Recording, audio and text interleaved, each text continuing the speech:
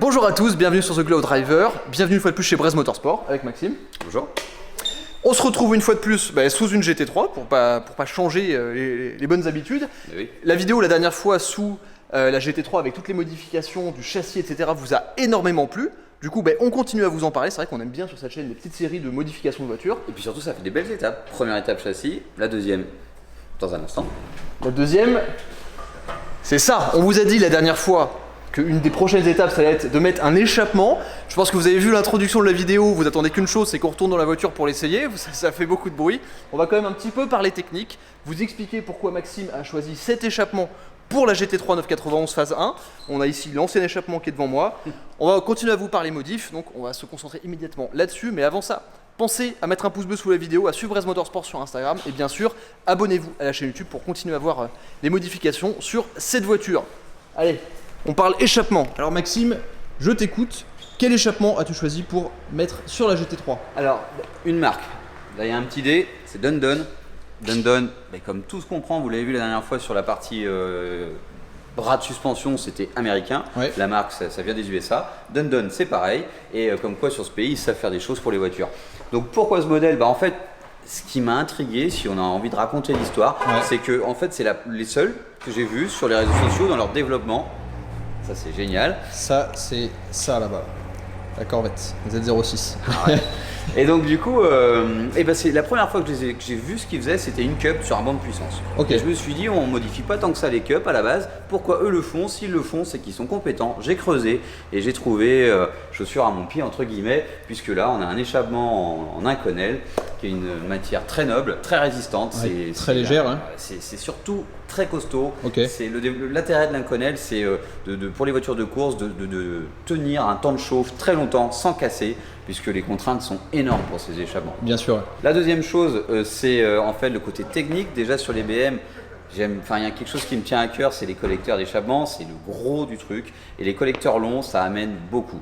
Donc eux, j'ai vu qu'ils étaient sans compromis. J'aime bien les trucs comme ça, qui sont cash. Ce silencieux-là n'est pas compatible au collecteur d'origine. Et l'inverse non plus. On ne peut pas mettre un collecteur Dundon sur un échappement OEM. Ok, donc ce que tu es en train de dire, c'est que c'est soit tout l'échappement, soit... Voilà, exactement. Soit on achète ce kit-là complet, en tout cas dans cette version loud, c'est comme ça. On ne peut pas faire un mix d'autres choses. Donc voilà, c'était un bon compromis, puisqu'il y a de la performance au rendez-vous. On l'a essayé, on l'a vu dans la vidéo. Tu avais essayé la voiture à Dijon?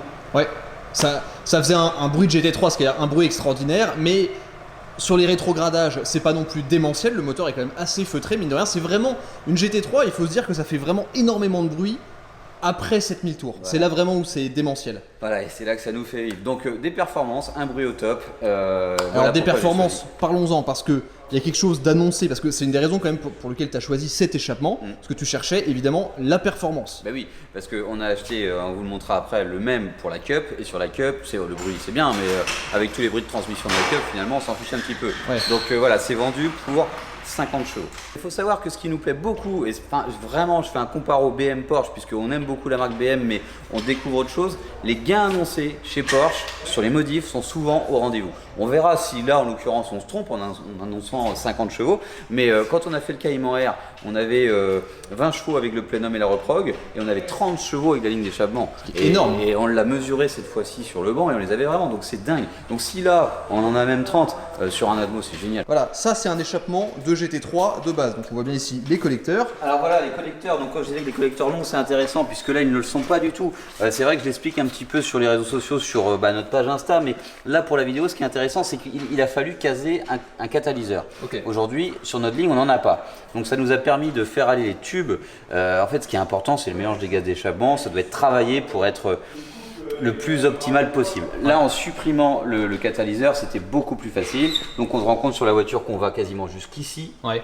Avec que du collecteur, que du tube, et c'est là que les gains apparaissent. Ouais, donc faut s'imaginer, on va vous remontrer après sous la voiture, mais tout ça là, flamme, ça disparaît. Ça, il n'y a pas. C'est quand même énorme ce truc là. C'est lourd, c'est gros, c'est lourd, c'est gros et ça empêche de faire du bruit. Ouais, c'est triste. Donc en gros, on va vous montrer après, mais en gros là ça part de là, ça va jusqu'ici, on garde les valves. Elles sont présentes sur le nouveau système. C'est quand même super pratique. Voilà.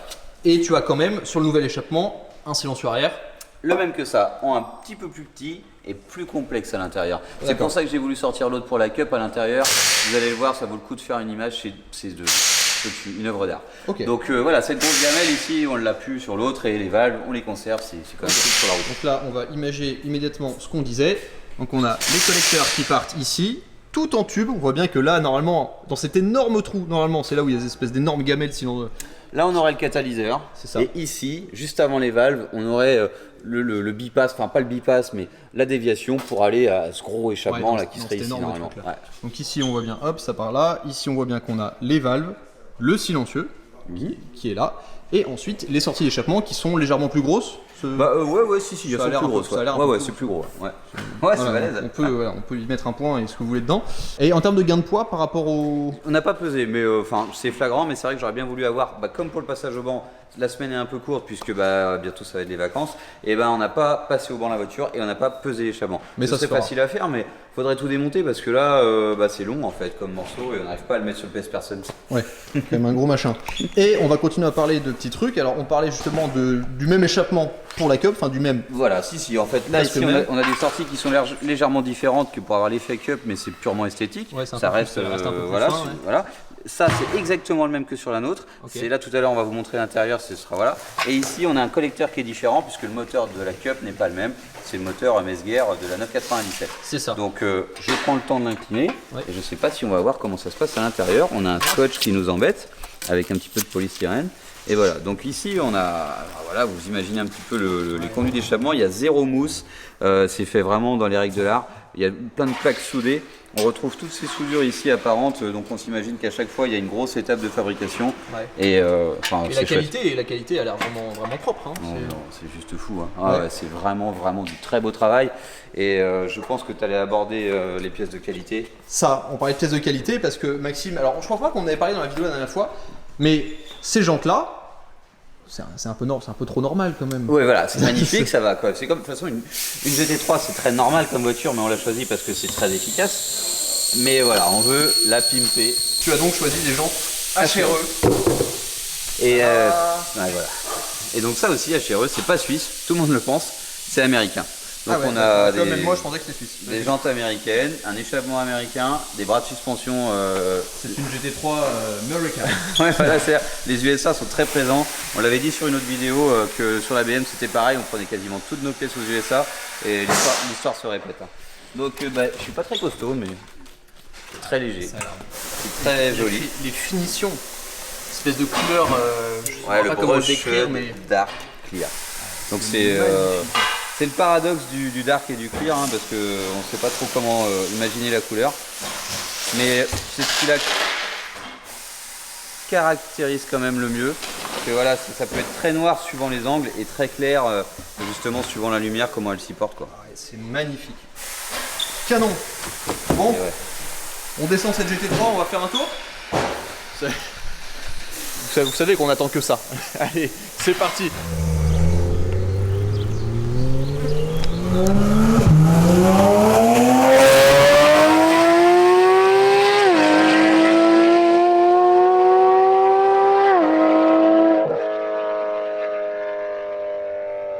Alors, on se retrouve dans la GT3, Maxime à mes côtés. On a une petite partie de route sympathique sur laquelle tu m'as emmené, toute billard. plate, un billard. Et donc là, on est en mode échappement fermé encore. On va pas vous faire l'encart très longtemps, on va passer en échappement sport. PDK sport, paf, ça rétrograde. On va mettre en manuel. Je suis en deuxième, la voiture est chaude. Et déjà, juste là, on sent que ça.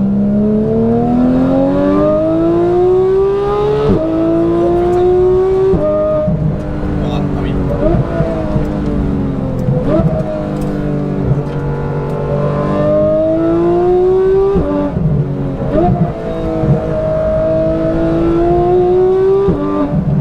Ah oui.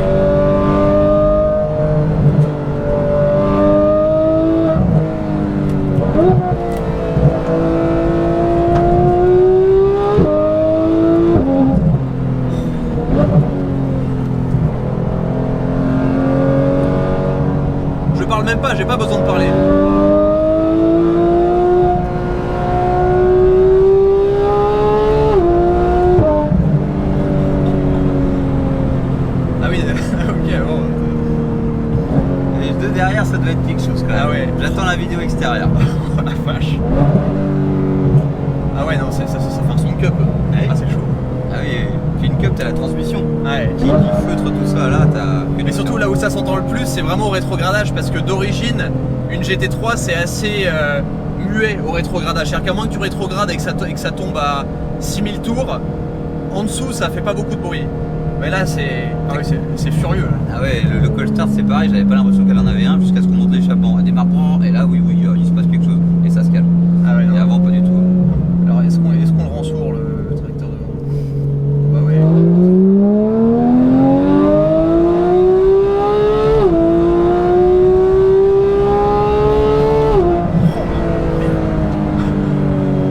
Et elle marche plus fort. Ouais, je suis d'accord, ça se sent, elle marche plus fort. Ouh, ah oui, attends, ah ouais, petit lâcher de gaz. Ah ouais, ça explose un petit peu.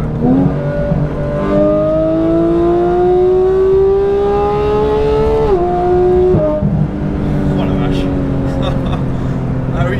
On peut passer du temps. Ah, on peut y passer beaucoup de temps. Ah ouais, c'est impressionnant, la sonorité est incroyable. Et ce qui est génial, c'est qu'on garde vraiment une sonorité GT3. C'est un peu différent de la sonorité d'origine quand même.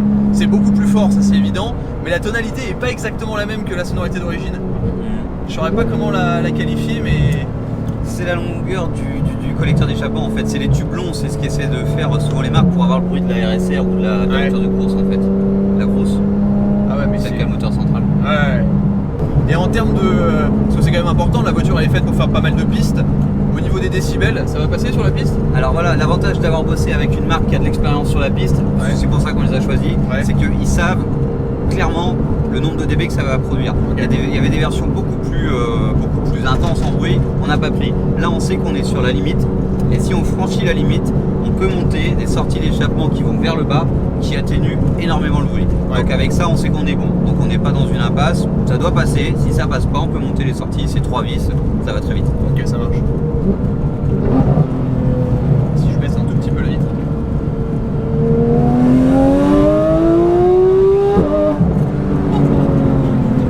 C'est dingue.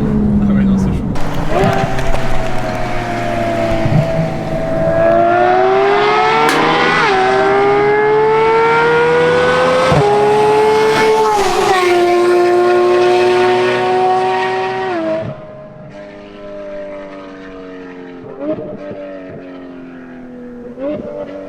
C'est vrai que c'est ce qui m'étonne, je m'attendais à ce que ça résonne vachement. En réalité pas du tout, c'est juste... ça chante quoi.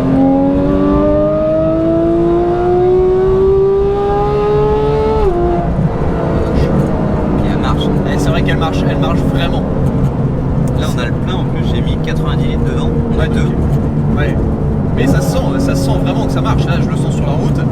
C'est différent de quand je l'ai essayé à Dijon, vraiment.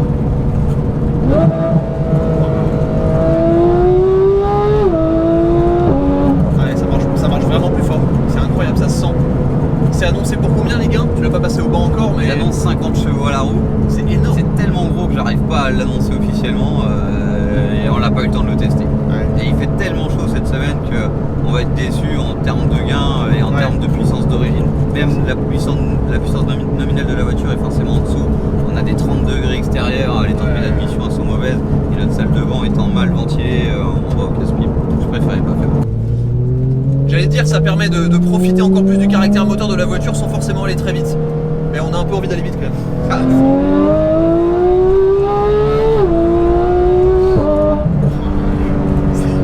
Le pouce au crime. C'est ça.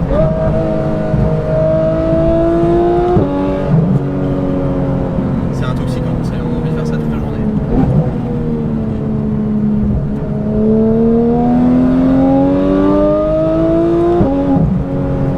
C'est la première fois que vous m'entendrez parler aussi peu dans une vidéo.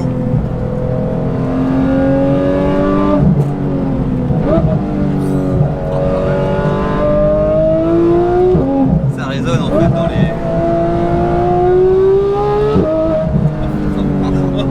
Ah ouais, c'est fou. Un tunnel. C'est incroyable. Il faut un tunnel. Ah, le lâcher de pied là. On en croise des tracteurs aujourd'hui, hein, C'est la moisson.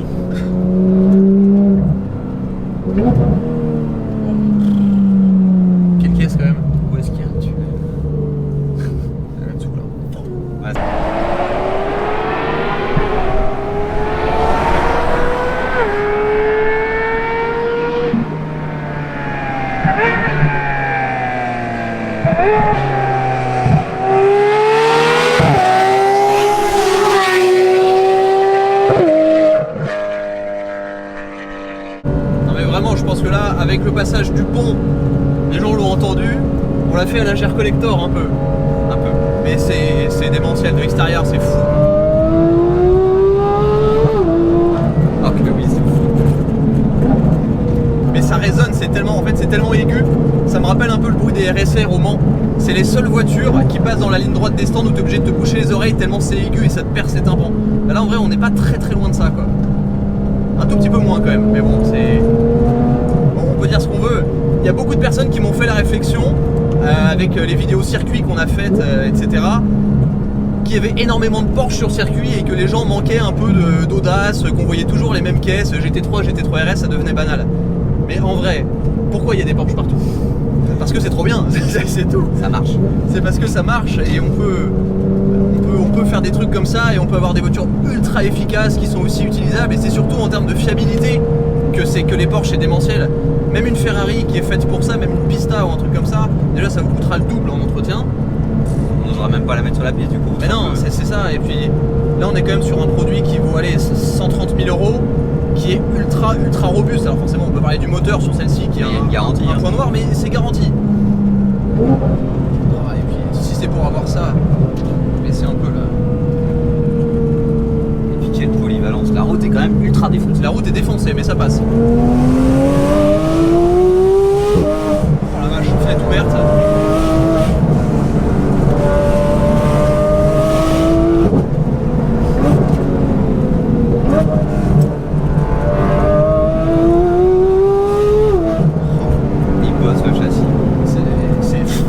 Défoncée, la voiture elle passe. Plus tu vas vite, plus elle lisse le sol. La voiture elle passe, c'est hallucinant. Ah ouais non c'est quelque chose. Oh là là. Quel monstre. Dimanche soir, ma petite balade extra professionnelle m'a montré à quel point plus le rythme était élevé, plus la voiture lisse la route, c'est assez démentiel. Et en fait ça c'est le travail qu'on a fait sur les ressorts. Ils peuvent paraître un petit peu durs suivant l'utilisation de la voiture, mais en fait si le rythme est adapté à ce qu'on va en faire, ouais. Enfin c'est un truc de fou. Là la route, quand je dis qu'elle est défoncée, il y a des pansements partout, c'est troué de partout. Ah oui non, elle roule l'auto. Ah ouais, ça roule et il n'y a pas de... J'ai pas trop de remontées bizarres dans le volant, il y a pas de... La voiture elle sautille pas, elle reste sur sa ligne. Un peu secoué, mais qu'est-ce qu'on attend d'une voiture ultra efficace? Oui bon, c'est le principe d'une caisse de piste quand même. Oui. Mais wow, non c'est incroyable. C'est fou. Sur circuit, ça va être dur de s'arrêter. Il va falloir se rappeler quand même que la voiture, comme n'importe quelle voiture, chauffe, doit respecter un certain nombre de tours, etc. Parce que là, on a envie de rouler à l'infini avec ça. On s'en lasse pas, on va continuer à profiter du son et de l'équilibre de la voiture, parce que vraiment, ça fait partie des voitures les plus engageantes que je connaisse à essayer. Quoi. Allez hop, frein. Deuxième, ça rentre, ça bouge pas.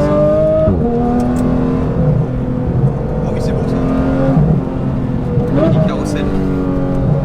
J'avoue, on est au nord. Oh là là, qu'est-ce que c'est stable.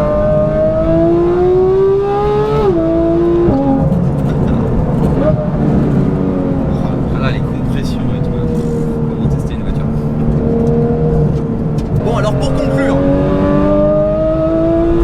après avoir rendu sourd un peu le voisinage, alors évidemment, là on fait un peu les andouilles pour vous faire profiter du bruit.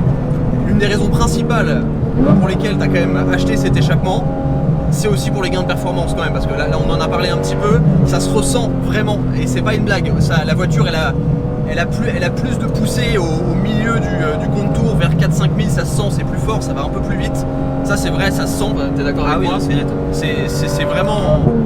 Ouais, ça se sent quoi, tout simplement, et évidemment, bon, le bruit c'est un truc de fou, on se rapproche encore plus de la voiture de route coursifiée. Là, c'était le... Là, je trouve que l'équilibre est vraiment bon. Ouais, là, c'est extraordinaire. Il y a des trucs qui font plus de bruit. On est d'accord, c'est pas raisonnable. Ouais, non, là, ça va être cool. Là, déjà, c'est... Ah, le fait d'avoir du relief.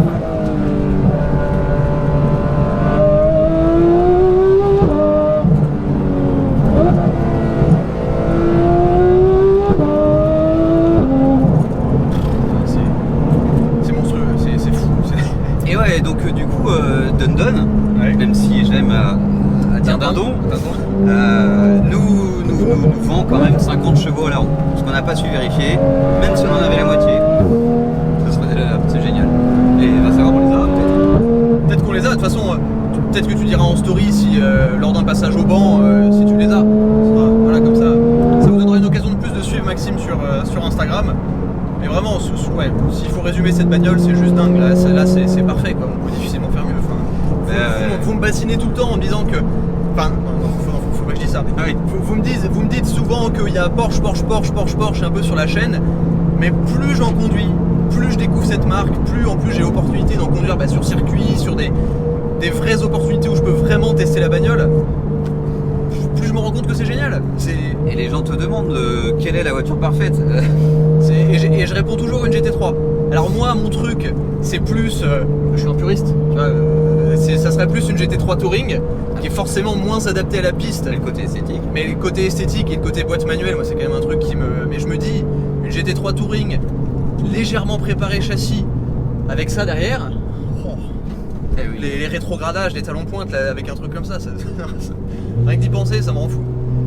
Non mais c'est extraordinaire. Et la voiture est parfaite parce que, comme on disait tout à l'heure, l'amortissement est quand même vraiment bon. Ouais. On conserve le lift, on a un châssis super stable, on a, comme tu l'as dit dans la vidéo la dernière fois, on a lissé tous les mouvements de caisse. Et là maintenant avec un moteur qui marche plus fort et un bruit comme ça, C'est trop bien. c'est trop bien. Alors franchement c'est trop bien. Bon du coup il n'y a plus qu'à se dire au prochain track day, hein, on pourra lâcher les chevaux comme on veut. Et oui, à la rentrée après les vacances, c'est décidé. Enfin c'était décidé, de toute façon c'était obligatoire. Ah oui c'est obligatoire. Mais ce sera effectif, il faut qu'on trouve une vraie date. Faut qu'on trouve une vraie date et il faut qu'on retourne au Nord aussi. Parce que j'ai toujours pas essayé de GT3 sur le C'est l'étape suivante. Bon, merci d'avoir regardé la vidéo. Merci Maxime pour l'opportunité de partager ça. Merci à toi. Et puis à très vite sur The Glow Driver. Ciao.